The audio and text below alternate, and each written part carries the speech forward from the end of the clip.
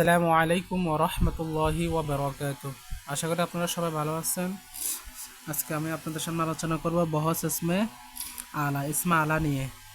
তো ইসমে আলা এর পরিচয় যদি আমি তুলে ধরি তাহলে বলতে পারি ইসমে আলা হলো ওই ইসিম যা দ্বারা কোনো কাজ করার যন্ত্র অথবা কোনো হাতিয়ার বা কোনো বাহন কিছু বোঝাবে, সেটা হচ্ছে ইসমে জরফ।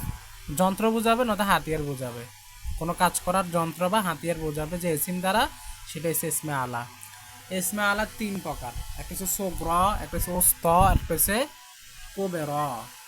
তো সোগ্র মানে হচ্ছে ছোট যন্ত্র, আর ওস্ত মানে মধ্যম যন্ত্র, কোবর মানে হলো বড় যন্ত্র।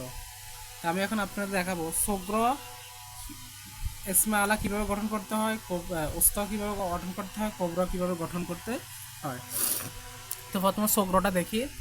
তো সোগ্র প্রথমে গঠন করবো আমরা ফেলে মোজারে মারুফ থেকে। যেমন আমি এখানে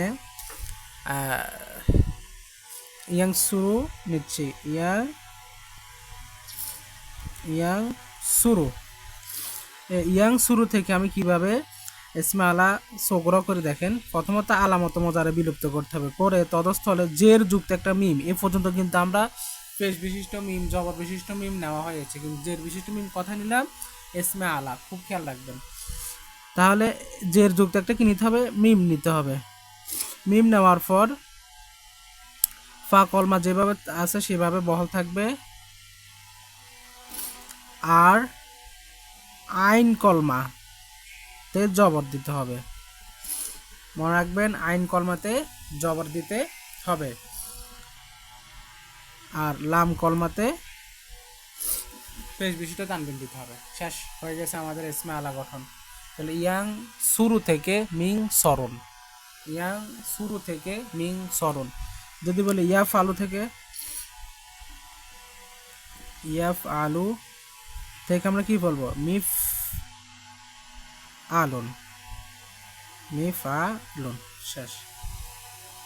যখন ফেলে মোজারের আলামত বিলুপ্ত করে জের যুক্ত একটা মিম আনবো, আর আইন কলমাতে জবর দিব, আর শেষ কলমা যেটা সেটাতে পেশ বিশিষ্ট তানবিন দিব, তখন আমাদের কি হয়ে যাবে, ইসমে আলা সোগ্র গঠিত হয়ে যাবে। যদি সোগ্র বুঝতে পারেন, ওস্ত কোব্র খুবই সহজ। কিভাবে, এই যে ইসমে আলা সোগ্র এর শেষে যদি আমি একটি গোলতা বৃদ্ধি করি, জায়দা করি, তাহলে আমার ইসমে আলা ওস্ত গঠন হয়ে যাবে। কেমন, যেমন দেখেন আমি এখানে কি করলাম, মিফ, এটা ফা, মিফ আ লুন। আমি যদি বলি শেষে দিতে আমার সাথে ছোট্ট একটা গোলতা যুক্ত করে দিতে লিখে যাবে মিফ আলাতুন, মিফ আলা। এখানে তা এটা কোনো আবার মুয়ান্নাস তেমন না, তাহলে কি হয়েছে, মিফ আলা তুন। দেখেন, মিফ আলুন মানে ইয়াফ আলু থেকে মিফ আলুন, আর এসে মিফ আলুন থেকে মিফ আলাতুন, মিং মিং হ্যাঁ, মিং সরুন থেকে মিং সরাতুন, মিং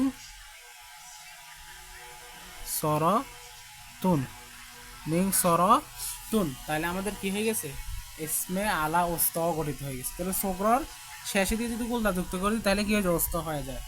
কোব্র তো আরও সহজ। কোব্র কি, কোব্র হলো এই যে আমরা গঠন করলাম, কি গঠন করলাম, ইসমে আলা সোগ্র, এই সোগ্র এর সোগ্রের গঠনের মধ্যে আইন কলমার পর যদি একটা আলিফ দেওয়া হয়, বা আলিফ যদি দেওয়া হয়, তাহলে কি হয়ে যায়, কোব্র গঠিত হয়ে যায়। যেমন দেখেন, মিফ মিফ আলুন, এটা ছিল আমাদের সোগ্র প্রথমটা, মিফ আলুন। এই মিফ আলুন থেকে কোবরা কিভাবে গঠন করি, আইন কলমাকে, এই যে আইন কলমার পর আমি কি দিব, একটা আলিফ দিব, মিফ আলুন। তাহলে আমার গঠন হয়ে গেছে মিফ আলুন, কাজ করার একটি বড় যন্ত্র। হ্যাঁ, তো দেখুন, মিং সরুন সাহায্য করার একটি ছোট যন্ত্র। আচ্ছা, আমি এটা দিয়ে বুঝাই, মিফ আলুন কাজ করার একটি ছোট যন্ত্র। তারপর যদি বলে মিফ আলাতুন কাজ করার একটি মধ্যম যন্ত্র, মিফ আলুন কাজ করার একটি বড় যন্ত্র। তা আর এই ইসমে আলার গর্দান আমরা এখানে 9টি পাবো। সগরর 3টি, ওস্তর 3টি, কোবরার 3টি।